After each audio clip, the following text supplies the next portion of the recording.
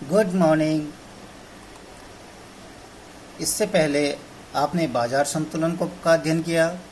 बाजार संतुलन में अधिमांग अधिपूर्ति को एक साथ पढ़ा, आपने अध्ययन किया।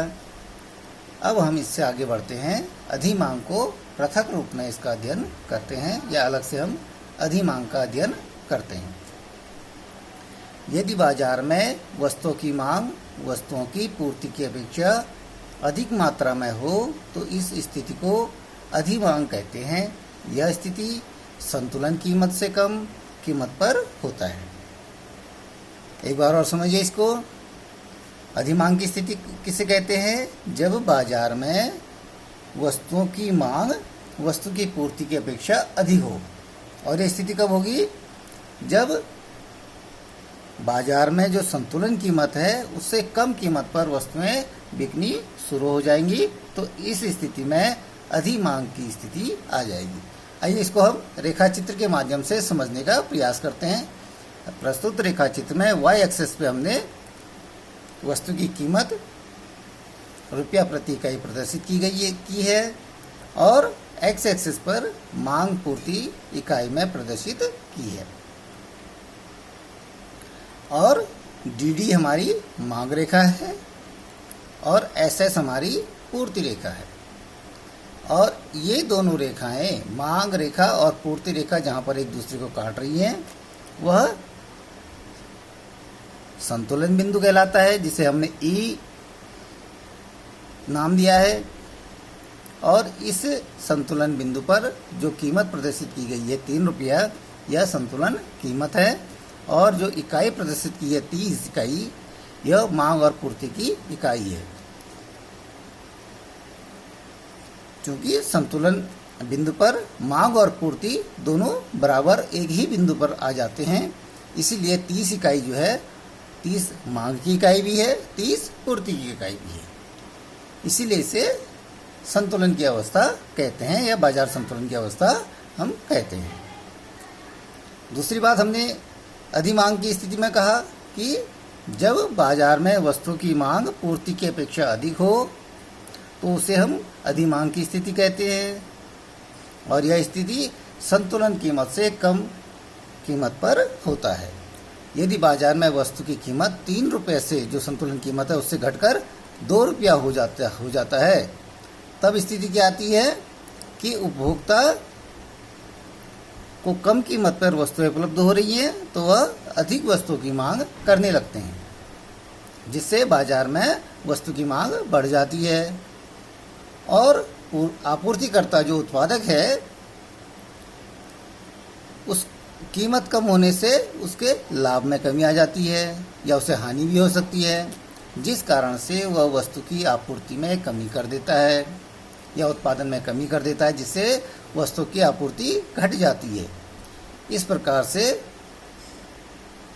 वस्तु की कीमत में कमी होने से पूर्ति में कमी आ जाती है और मांग में वृद्धि हो जाती है। और यही स्थिति अधिमांग की स्थिति कहलाती है, जिसे हमने इस प्रकार से प्रदर्शित किया गया है। ये इतना जो एरिया है, यह अधिमांग का एरिया कहलाएगा हमारा।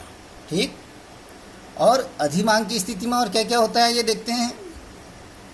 अधिमांग क्रेताओं में प्रतिस्पर्धा को बढ़ाता है।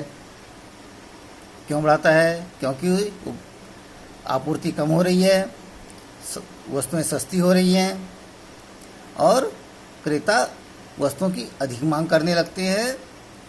पूर्ति कम होने के कारण क्रेताओं में प्रतिस्पर्धा को बल मिलता है या प्रतिस्पर्धा बढ़ती है।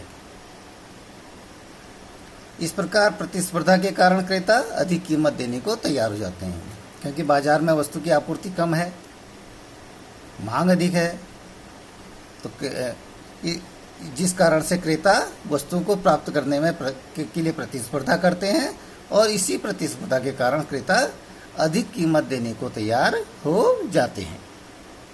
इस बढ़ी कीमत के कारण मांग संकुचित या कम हो जाती है तथा पूर्ति बढ़ जाती है।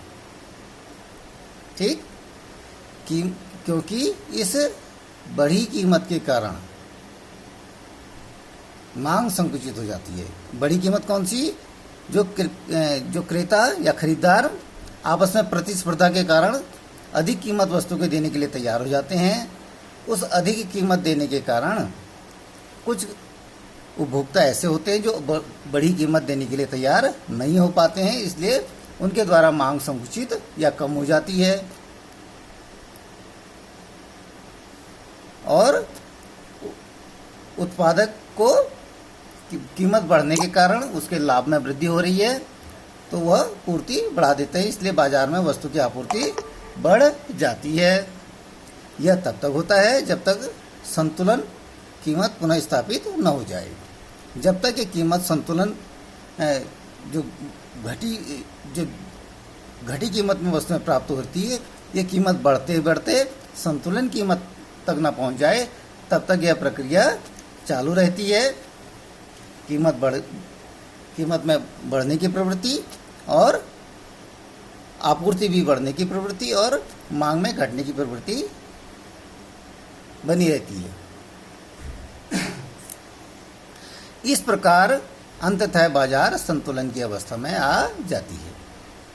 इस प्रकार जब वस्तु की कीमतें बढ़ने लगती हैं तो वस्तु की मांग में कमी आने लगती है और अंततः यह संतुलन की अवस्था में पुनः प्राप्त कर लेती है।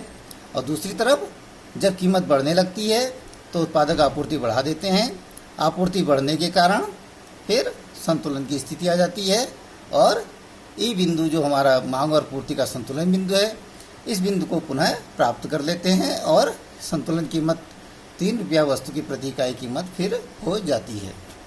इस प्रकार आज आपने अधिमांग का अध्ययन किया।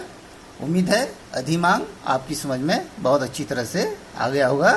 धन्यवाद।